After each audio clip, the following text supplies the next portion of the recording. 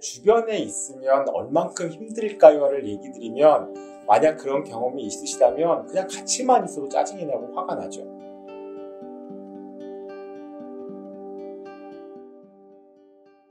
혹시 주변에 늘 불평과 불만을 달고 사시는 분 계신가요? 직장 생활하다 보면 동료 중에 입에 정말 매일매일 하는 말마다 입만 열면 불평불만 하시는 분들이 가끔은 볼 수 있는 것 같아요.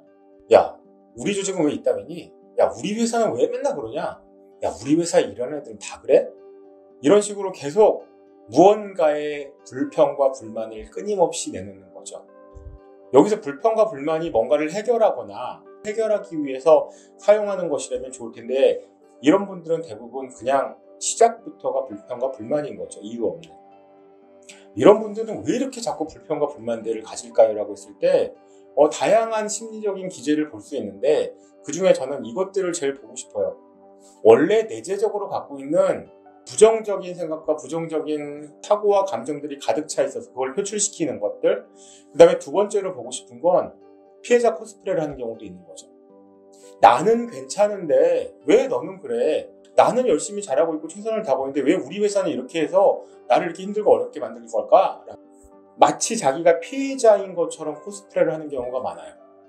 다양한 이유로 불평과 불만을 끊임없이 내놓으시는 분들이 계시지만 주변에 있으면 얼만큼 힘들까요를 얘기 드리면 그냥 같이만 있어도 짜증이 나고 화가 나죠. 예전에 2007년도인가 존 골든이라는 분이 에너지버스라는 책을 썼어요. 근데 그 에너지버스에는 흡혈귀, 에너지를 빨아먹는 뱀파이어가 있는데 그 뱀파이어의 유형중을 나눠봤을 때 항상 옆에서 불평과 불만을 내놓는 사람이 나의 삶의 에너지와 나의 직장에 무언가를 하는 에너지를 갚아먹는다. 스트레스 호르몬 중에 코티졸이라는 게 있잖아요. 주변의 불평과 불만을 받아들이면 그 감정이 나한테도 와서 문제가 해결되거나 할 수 있는 게 하나도 없음에도 불구하고 나도 그 얘기를 들으면서 짜증이 나기 시작하죠. 그럼 짜증이 나면 어떻게 되죠? 호르몬에 의해서 스트레스를 반응을 하게 되고요. 스트레스에 반응하다 보면 막 짜증이 나기도 하고요. 그 다음에 막 갈증이 나기도 하고요. 동공이 커지기도 하고요. 몸이 텐션이 되고요. 이런 다양한 신체적인 증상들이 나타나죠. 그래서 아마도 존 골든이 얘기했을 때 에너지버스에서 쫓아내야 될 대상들, 항상 불평, 불만을 입에 달고 사는 사람들이라고 잡지 않았을까라는 생각이 들어요. 그래서 이런 분들이 되도록이면 없으면 좋겠지만 만약에 우리 팀에 이런 분이 계시면 어떻게 할까요? 늘 그런 식으로 입에 불평과 불만을 달고 살면 참 괴롭고 힘들 것 같아요. 그리고 같이만 있어도. 직장 생활이 늘 편하고 즐겁지 않잖아요. 그냥 안정되고 마음 편하면 에이 그래 넌 떠들어 내가 들어줄게 라고 할 수 있지만 일도 바쁘고요. 일을 하다 보면 다양한 스트레스에 노출될 수밖에 없는 상황에서 왜 내가 그 사람의 이야기를 들으면서 더 스트레스를 받아야 될까? 이것도 참 직장 생활이 힘들고 어려운 부분 중에 하나가 아닌가 생각이 들어요.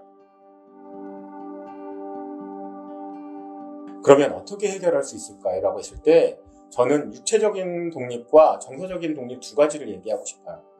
육체적인 독립은 되도록이면 동선에 안 걸려야 되고요. 되도록이면 안 보고요. 멀리 떨어지려고 하는 거죠. 그리고 예를 들어서 식사를 하자고 그러면 못하겠다고 약속 잡혔다고 이렇게 얘기를 해요. 시간이 지나다 보면 얘가 나를 왜 그렇게 생각하지? 얘가 나랑 얘기하거나 나랑 같이 있는 걸 좋아하지 않는구나 를 그가 인식해서 그 불평과 불만을 되도록 안 들을 수 있도록 만들면 그게 최고의 방법이겠죠. 정서적인 독립도 하셔야 되는 거죠. 그래서 그분이 하시는 말씀에 감정적으로 교감하는 것이 아니라 그냥 차단시키는 거예요. 아무리 얘기를 해도 안 듣는 것처럼. 그리고 그 얘기가 시작될 것 같으면 주제를 빨리 전환시켜야 되는 거죠. 이 사람 이 얘기가 시작될 것 같다라고 생각하면 빠른 대화의 전환을 만드셔야 되는 거죠. 만약에 그 전환의 시간을 놓쳤다면 시계 보시는 거죠. 저 갑자기 일이 있어서 가야 될 것 같아요. 내지는 그분이 내가 그 얘기를 듣는 걸 싫어하는 것을 인지할 수 있도록 정확하게 행동적이거나 언어적이거나 태도적인 표현을 보이셔야 되는 거죠. 더불어서 이 일을 해야 되는 어쩔 수 없는 상황이 돼서 그 상황이 만들어졌을 때도 마찬가지인 것 같아요. 그리고 불평과 불만이 이 프로젝트나 지금 하는 보고서에 도움이 됐을 경우에는 괜찮은데 별로 도움이 되지 않을 것 같으니 그 얘기는 나중에 하시죠 라고 정확하게 경계를 긋는 것들을 하셔야 될 것 같아요. 가뜩이나 힘들고 어려운 직장 생활에서 왜 남이 주는 불평과 불만을 내가 들으면서 내가 또 스트레스를 만들어야 되는지, 이것들을 근원적으로 차단하기 위해서 그분을 바꿀 수 있으면 좋겠지만 저희는 그분을 바꿀 수가 없어요. 저희가 그분을 바꿀 수 없다면 물리적으로 그분과 최대한 만날 수 있는 것들을 최소화시켜야 되는 부분들, 그 다음에 어쩔 수 없는 상황이라면 빨리 그걸 끊어가기 위해서 주제를 전환시키거나 무언가가 있는 것처럼 얘기를 해서 그 자리를 피하거나.